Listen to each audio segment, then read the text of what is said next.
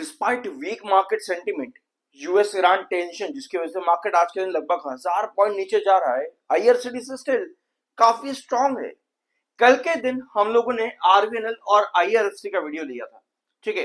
एक बार ध्यान से देखना इस वाले चार्ट को स्क्रीन पे। ये कल के दिन का वीडियो है आरवीएनएल और आईआरएफसी लिमिटेड का। ये आईआरएफसी का चार्ट है और सिमिलर चार्ट आपको आरवीएनएल का भी मिलेगा।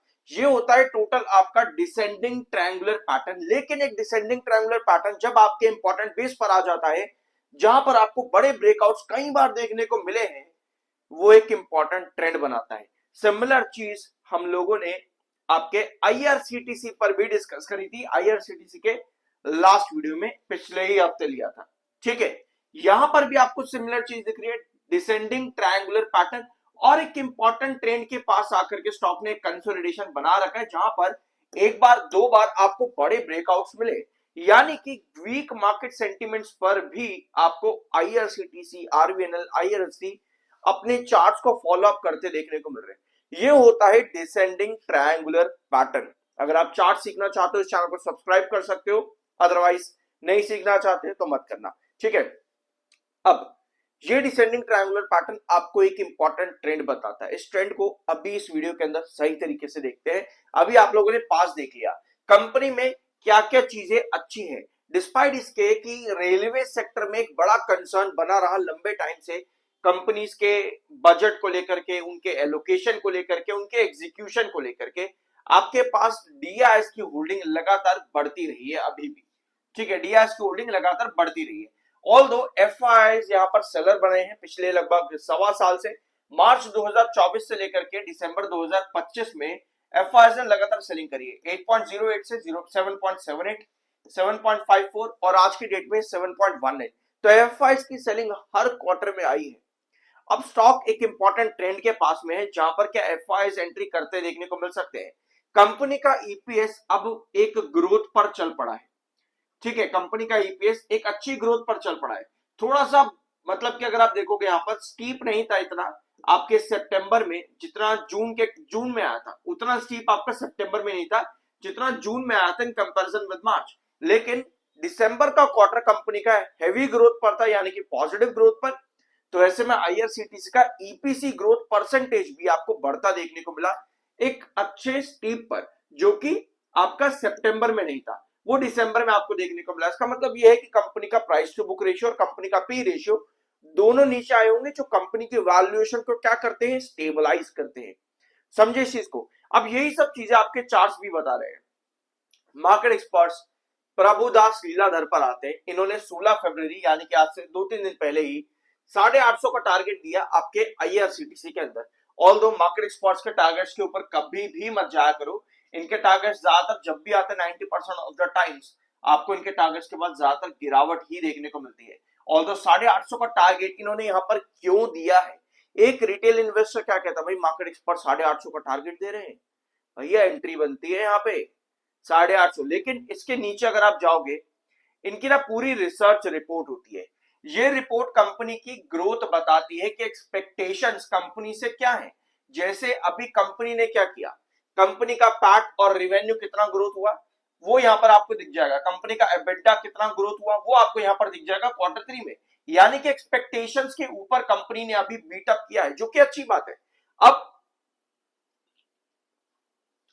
ये क्वार्टर 3 को देखते हुए प्रभुदास लीलाधर ने क्या किया, आईआरसीटी में 850 का टारगेट दे दिया और कह दिया कि अब हम यहां पर अपना ईपीएस एस्टीमेट जो है ना वो 3% बढ़ाते हैं, 4% भी बढ़ाते हैं। फाइनेंशियल 27 की एक्सपेक्टेशन अब इनकी है 3% की, और फाइनेंशियल 28 की एक्सपेक्टेशन है 4% की। यानी कि भाई ये जो एक्सपेक्टेशन है 27 और 28 से है। ये मार्केट एक्सपर्ट्स के जो टारगेट्स होते हैं ये एक्सपेक्टेशंस पे होते हैं कि आने वाले फाइनेंशियल ईयर में कंपनी कैसा परफॉर्म करेगी। अगर कंपनी किसी भी क्वार्टर में वहां थोड़ा सा भी ऊपर नीचे होते हैं ना, तो ये अपने एस्टिमेशंस वहीं पर कट कर देते हैं। अभी इन्होंने देखा कि क्वार्टर 3 में कंपनी ने इंप्रूव किया अपने आप को, जैसे ही इंप्रूव किया इन्होंने अपना ईपीएस एस्टिमेट बढ़ा दिया। अगर कंपनी क्वार्टर 4 में हल्का सा भी कमी कर देगी कहीं पे, तो ये अपनी एक्सपेक्टेशन वहीं पर गिरा देंगे। सिमिलर इनका पैट और कैगर और कंपनी के सेल्स पर भी आपको एक्सपेक्टेशन यहां पर मिल जाएगी। इस तरीके से आते हैं मार्केट एक्सपर्ट्स के टारगेट। बट अब आप कहोगे कि भाई तो ये क्या 850 जो प्रभुदास लीलाधर ने दिया है क्या ये कभी देखने को नहीं मिलेगा? टारगेट्स देखने को नहीं मिलते, टारगेट्स देखते रहोगे तो वो निकल भी जाएंगे। ठीक है, सिंपल सी बात है। टारगेट्स अगर आप देखोगे, देखते रह जाओगे, वो निकल भी जाएंगे अचीव होकर के एक टाइम पर। कोई भी टारगेट अचीव होता है कंपनी के इन्हीं ग्रोथ से, जो मैंने अभी आपको यहां पर दिखाया कि कंपनी क्वार्टरली बेसिस पर क्या कर रही है। बाकी गिरावट आती है, तेजी आती है, जो बड़े ब्रेकआउट्स होते हैं कॉन्टिन्यूसली, या बड़ी गिरावट जो होती है कॉन्टिन्यूसली, वो मार्केट सेंटिमेंट्स पर डिपेंड करती है।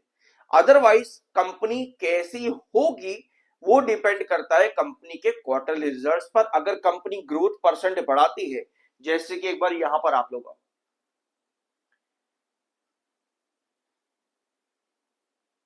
कंपनी का ग्रोथ कैसा होता है, जैसे ये ग्रोथ है 18%, इसके पहले कंपनी 7%, 9%, 3%, 7%, ये कंपनी परफॉर्म कर रही थी, तो स्टॉक में आपको गिरावट भी नजर आ रही थी क्योंकि कंपनी इंप्रूव नहीं कर रही थी।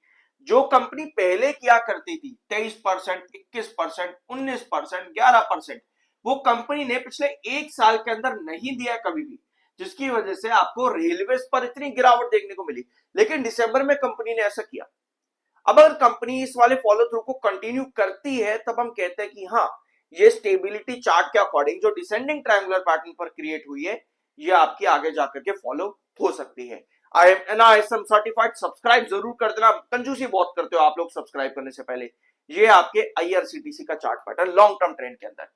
इस लॉन्ग टर्म ट्रेंड में आपको डिसेंडिंग ट्रायंगुलर पैटर्न मिल रहा है, जिसका एक पूरा बेस लाइन है हॉरिजॉन्टल में, कितने पर 620 के पास में, 620 के पास में। ये आपका पूरा कंसोलिडेशन फेज है। इसी ट्रेंड से आपको दो बार ब्रेकआउट देखने को मिला, अभी मैंने आपको चार्ट पर दिखाया भी था पिछले वीडियो के।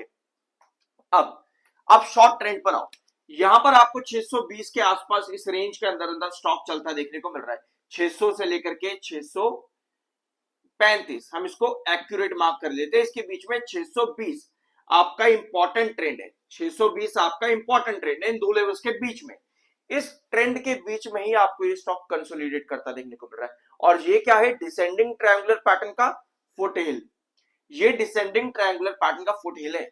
यहां पर डिसाइड होता है कि आपको यहां ब्रेकआउट मिलने वाला है या फिर ब्रेकडाउन। अब वो कैसे होगा, 620 आपका मिडल है, 620 आपका मिडल है, 620 से लेकर के 620, 620 से लेकर के 600। अगर आपका प्राइस 620 से लेकर के 600 के बीच में आता है और वहां पर सस्टेन नहीं कर पाता, इसका मतलब यह है कि यहां से फुटहिल आपका टूटने वाला है। समझे इस चीज को। आपका अप ट्रेंड कैसे बनता है, डिसेंडिंग ट्रायंगुलर पैटर्न में 620 से 635। अगर इस जोन के बीच में स्टॉक सस्टेन करता है, इसका मतलब यह है कि आपका ब्रेकआउट यहां पर आने वाला है। मतलब कि अल्टीमेटली 600 और 620 आपका डाउन ट्रेंड इंडिकेट करता है, 620 से 635 आपको अप ट्रेंड इंडिकेट करता है, क्योंकि ये एक फुट हिल है आपके डिसेंडिंग ट्रायंगुलर पैटर्न पर जो अभी तक फॉलो अप हुआ है। सो यहां पर आने वाले क्वार्टर्स कंपनी के बहुत ज्यादा मैटर करेंगे। इसी वजह से मैंने आपको लास्ट वीडियो में भी कहा था कि आने वाले मार्च के क्वार्टर तक इस रेंज के बीच में बने रहना IRCTC के लिए बहुत ज्यादा इंपॉर्टेंट रहेगा। आई होप कि इस वीडियो में आपको कुछ नया जानने को और सीखने को मिला हो, तो एक प्यारा सा सब्सक्राइब जरूर करना। मिलता अगले वीडियो में।